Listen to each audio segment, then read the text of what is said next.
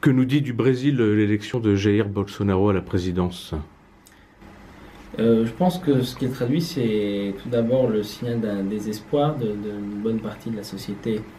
brésilienne, d'un rejet de la politique et de la politique, dans un contexte où il y a une très grave crise politique déjà depuis plusieurs années, la destitution très controversée de Dilma Rousseff en 2016, une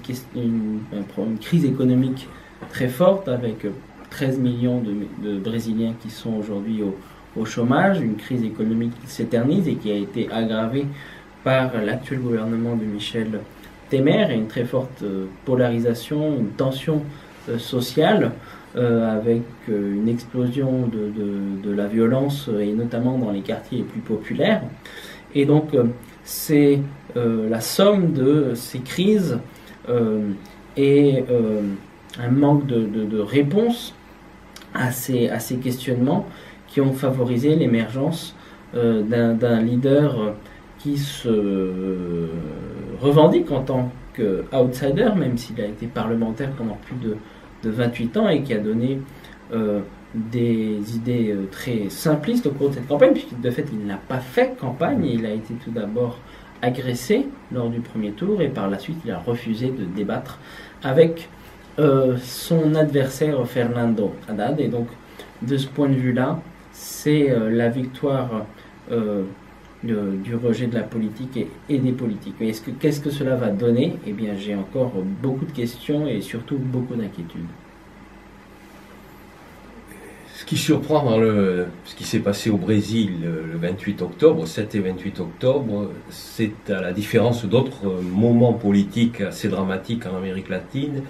l'arrivée au pouvoir par la voie électorale d'un candidat d'extrême droite qui n'a jamais, à aucun moment, caché ses opinions. Alors effectivement, il n'a participé à aucun débat, mais c'est sa façon de faire la politique, mais par le biais de WhatsApp, de tweets, de ses relais dans les églises évangélistes, il a diffusé un message particulièrement extrémiste. Les forces armées seront l'épine dorsale de la nation pour s'opposer au marxisme, et dans sa version gramscienne, dit son programme assez curieusement, au socialisme, au Forum de Sao Paulo et au PT, qui est à l'origine des crises que souffre le Brésil, crise économique, crise sociale, crise morale, crise en matière de sécurité. Il a bénéficié, alors c'est vrai qu'on peut se poser des questions pour savoir que s'est-il passé, pourquoi un candidat qui a des idées aussi extrémistes a-t-il reçu le soutien de 55% des électeurs qui ont émis un vote. Bon, il y a effectivement cette situation de crise, il y a une fatigue des Brésiliens face aux difficultés du quotidien, donc des difficultés de survie, des difficultés tenant à un climat d'insécurité qui est particulièrement préoccupant. Et la force finalement de ce candidat d'extrême droite, c'est d'avoir fait porter le chapeau, passez-moi l'expression, au Parti des travailleurs, présenté comme bouc émissaire et présenté finalement comme celui qui était au gouvernement jusqu'au jour d'aujourd'hui, ce qui n'est pas le cas, puisque la présidente élue en 2014, qui aurait dû achever son mandat en fin d'année, Dilma Rousseff, a été écartée à la suite d'un coup d'État parlementaire. Le Brésil était déjà dans une situation de difficulté, mais ces difficultés n'ont fait que s'aggraver. Et le paradoxe, c'est que pour la population, ce n'est pas le gouvernement Temer qui est responsable, c'est le PT. Et quelles seront les limites au pouvoir de Jair Bolsonaro,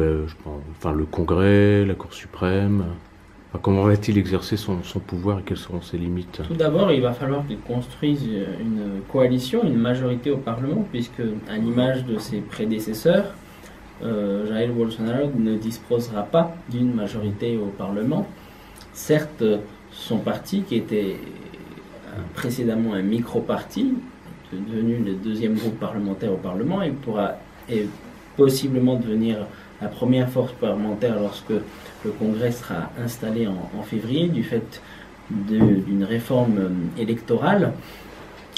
ce parti n'aura pas les moyens d'obtenir par elle-même cette majorité au Parlement. Donc il y aura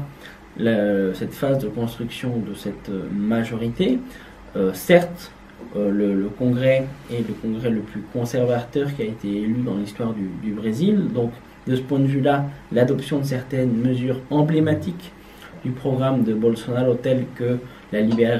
libéralisation du port d'armes, la diminution, voire l'extinction de l'organisme de lutte contre la déforestation,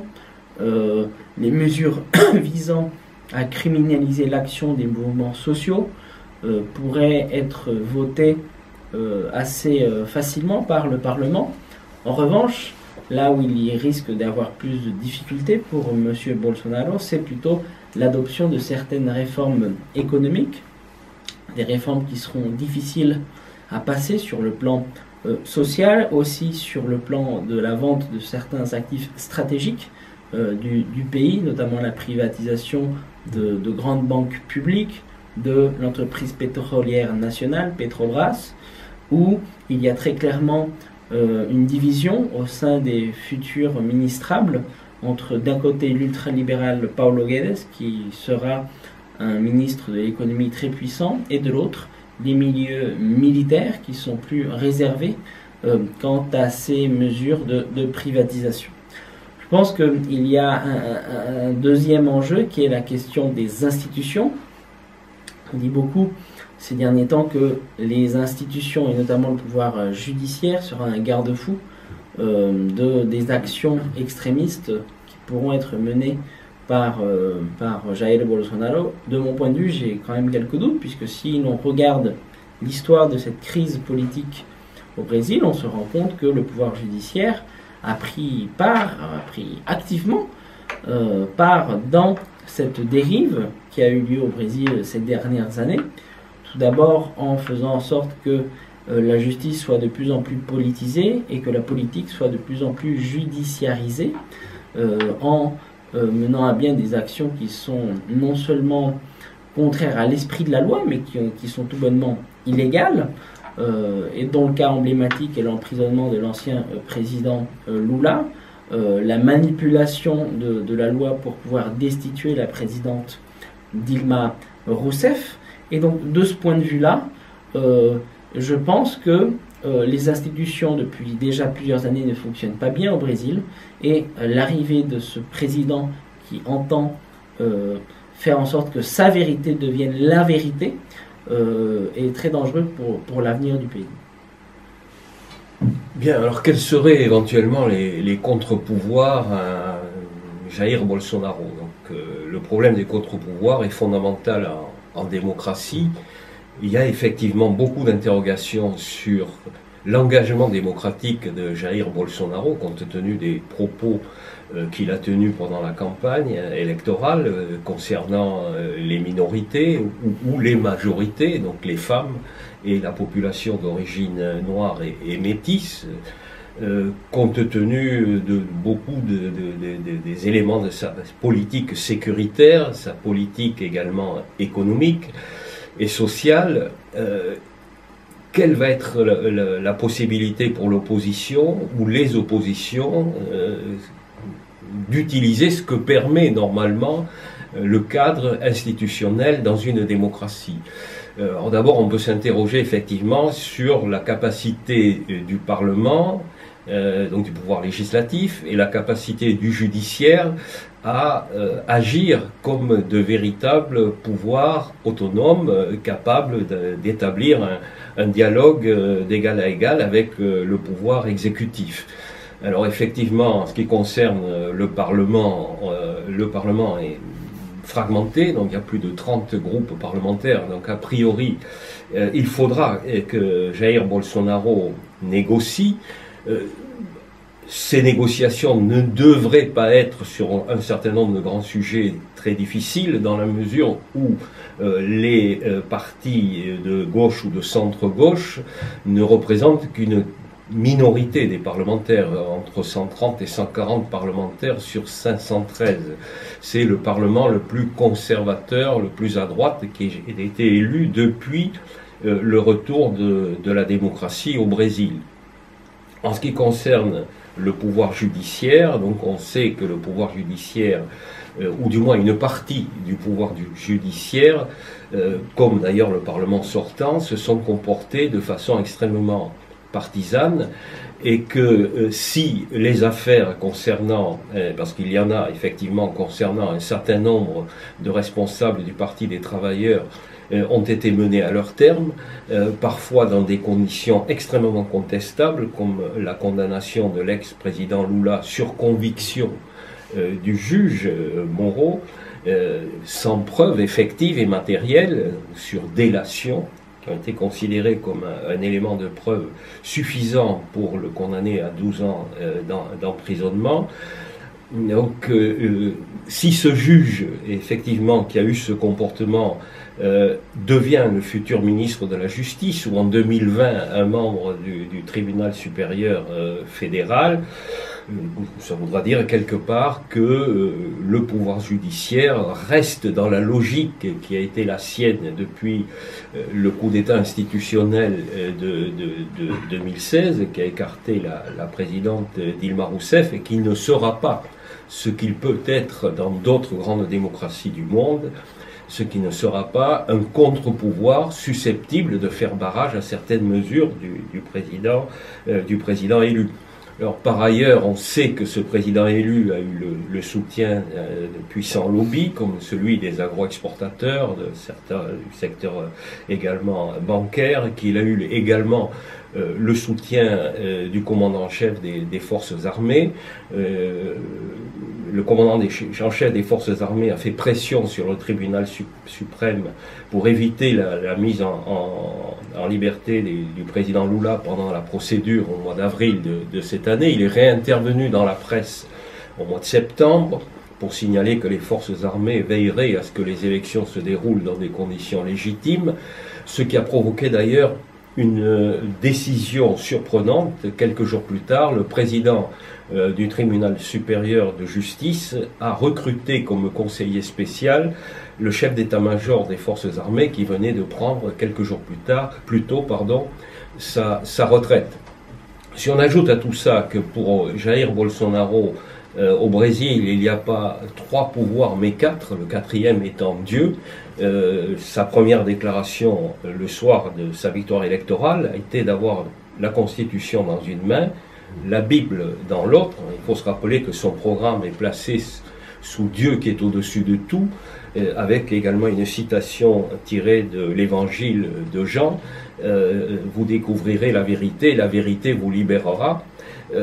C'est un discours qui correspond au soutien et à la pensée des évêques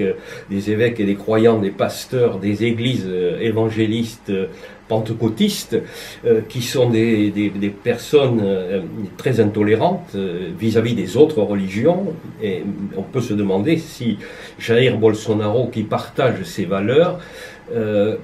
les partagera aussi dans l'exercice de la politique. Est-ce qu'il sera tolérant à l'égard de ses opposants, ou est-ce qu'il considérera in fine que Dieu indiquant aux Brésiliens que la voie à suivre est celle de Jair Bolsonaro,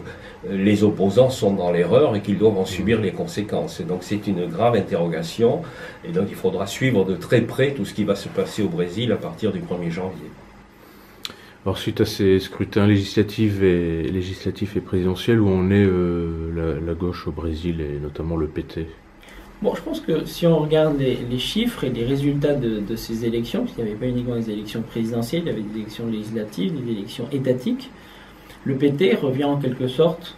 je pense qu'il y a 2 mouvements. Le premier, c'est que sur le plan national, le PT revient à ses niveaux arrivé au pouvoir de Lula en 2002, c'est-à-dire le PT des années 90, c'est-à-dire un PT qui obtint plus ou moins 30% des voix au premier tour, un PT qui reste une force importante sur le plan législatif, puisqu'il s'agit du premier groupe parlementaire. Il sera vraisemblablement dépassé dans les semaines à venir par le parti de Bolsonaro, qui va recevoir quelques députés qui viennent en provenance d'autres partis, mais qui restera le deuxième groupe parlementaire. Au Sénat, il s'agit du 4e groupe parlementaire, donc il s'agit d'un parti qui reste très fort. Mais la grande différence entre le PT des années 90 et le PT d'aujourd'hui, c'est qu'il y a un clivage de plus en plus marqué entre sur le plan territorial. C'est-à-dire qu'aujourd'hui, la plus grande partie des élus du PT ne vient plus du sud-est du Brésil. Il ne s'agit pas d'un mouvement qui était assez uniforme dans le pays, mais il y a plutôt un clivage entre le nord-est du pays, qui a voté massivement pour Fernando Haddad, et de manière plus globale pour le Parti des travailleurs, sachant que les 4 gouvernorats qui seront contrôlés à partir du 1er janvier par le PT sont dans cette région du Brésil, ce qui n'était pas du tout le cas dans les années 90. Il y a, de ce point de vue-là, une concentration du vote pour le PT dans les régions qui avaient bénéficié le plus des politiques sociales des années Lula. Il s'agit aussi d'une partie importante de l'électorat, puisque le nord-est concentre plus ou moins entre un quart et le tiers de l'électorat total. L'État de Bahia, qui est l'État le plus important de cette région, est le 4e collège électoral du pays. Dans cet État-là, le candidat du PT a été réélu avec près de 75% des votes. Donc cela traduit une force politique très importante. Néanmoins, dans les 3 principaux collèges électoraux du pays, c'est-à-dire l'État de Sao Paulo, Minas Gerais et Rio de Janeiro, le PT a vu une érosion importante de sa force électorale. Je pense notamment à l'État de Rio de Janeiro. Dans le 2e tour, entre 2014 et 2018, le PT a perdu près de 42% des voix, notamment parmi les milieux les plus modestes, qui aujourd'hui ont voté pour Jair Bolsonaro. Et donc, de ce point de vue-là, si le PT veut, dans des conditions électorales normales, j'entends, aspirer à gouverner, à créer à nouveau une majorité politique autour de son candidat, il faudra que le PT réussissent à adresser un discours électoralement, attrayant vis-à-vis de cet électorat-là. Alors, quel enseignement peut-on tirer pour l'électorat, pour les partis de gauche de ces élections? Bon, le premier, effectivement, c'est que malgré tout, malgré une érosion en voix et une petite érosion en sièges au Congrès des députés, le PT est malgré tout le seul grand parti de gauche brésilien. Il n'y en a pas d'autres. Il est présent sur tout le territoire en termes de militants, de réseaux, et effectivement en termes électoraux, son fief, comme aux élections de 2014, c'est le nord-est du Brésil. Le Brésil le plus pauvre, le plus noir, le moins formé et éduqué, donc les électeurs de cette région-là ont eu manifestement conscience du risque que faisait peser sur leur avenir et en particulier sur la préservation des politiques sociales l'arrivée au pouvoir d'un président, Jair Bolsonaro, qui a clairement annoncé que la bourse famille et les programmes sociaux, c'était pas sa tasse de thé et qu'il allait falloir réviser toutes ces choses. Au-delà, effectivement, le PT qui a eu pendant des années une présence importante à Sao Paulo, il y a eu plusieurs maires du PT, dont Fernando Haddad d'ailleurs, à Sao Paulo, a perdu pied dans ces régions-là qui sont le fief des classes moyennes brésiliennes. Donc il y a un véritable problème pour le PT, c'est celui de retrouver un discours et des propositions crédibles adressées à un électorat qui s'est senti lésé pendant les années de gouvernement de Lula et de Dilma Rousseff, considérant que pendant ces années-là, le PT s'était surtout occupé de la grande économie, des exportateurs, etc., et des pauvres. Et que eux, ce qu'on appelle au Brésil les classes moyennes, qui sont très fortes dans le sud et sud-est du Brésil, ont été oubliés. Et donc, quelque part, voter Bolsonaro, c'est une sorte de revanche sur les pauvres. Donc là, ça a été quelque part aussi un vote non seulement de classe moyenne, pauvre, mais aussi de race, disons, blanc et noir. La région du sud-sud-est étant celle où les électeurs d'origine européenne sont les plus nombreux et les mieux organisés, notamment ceux qui sont d'origine italienne en particulier. Au-delà, il y a un autre problème que devra affronter le PT. Donc la direction du PT a signalé qu'elle allait essayer de constituer un front démocratique avec d'autres forces, en particulier avec le PDT, dont le candidat Ciro Gomes a obtenu 12% des voix. Mais manifestement, Ciro Gomes n'a pas considéré que la situation était si dramatique en ce qui concerne l'avenir de la démocratie au Brésil. Il est parti à Paris entre les deux tours, il n'a pas fait campagne, et sa première déclaration au retour de France a été de dire c'est moi qui serai le principal représentant, le principal défenseur de la lutte contre Bolsonaro à partir d'aujourd'hui. Donc il a dans son horizon les élections de 2024. Il a là manifestement un problème difficile que le PT devra résoudre, parce que le PDT est un parti qui est parti de classe moyenne, de centre-gauche, qui a quand même obtenu 12% des voix aux dernières élections, et qu'il faudra donc que le PT réussisse à l'associer à ce front démocratique. Restera un troisième front, donc quand on regarde le nombre de voix obtenues par les uns et par les autres, Jair Bolsonaro a obtenu 55 millions de voix, Fernando Haddad 45 millions, mais il y a une masse de 40 millions de votes qui se sont perdus pour la démocratie, des votes blancs, des votes nuls, des abstentions. Et il y a donc là manifestement une masse importante d'électeurs qui se sentent un peu perdus, qui ne savent pas très bien s'il faut suivre les messages qui leur viennent des grands médias télévisés de la droite, ou les critiques de Fernando Haddad, et comme l'âne de Buridan, sont restés coincés entre les deux, n'ont pas pris de décision et ont finalement permis la victoire du candidat d'extrême droite. Donc il y a là un défi qui est posé au PT, donc il lui faudra définir une stratégie. Donc le débat a manifestement commencé à l'intérieur du PT, et le secteur le plus à gauche s'est montré extrêmement critique et sévère à l'égard de Fernando Haddad, mais c'est un secteur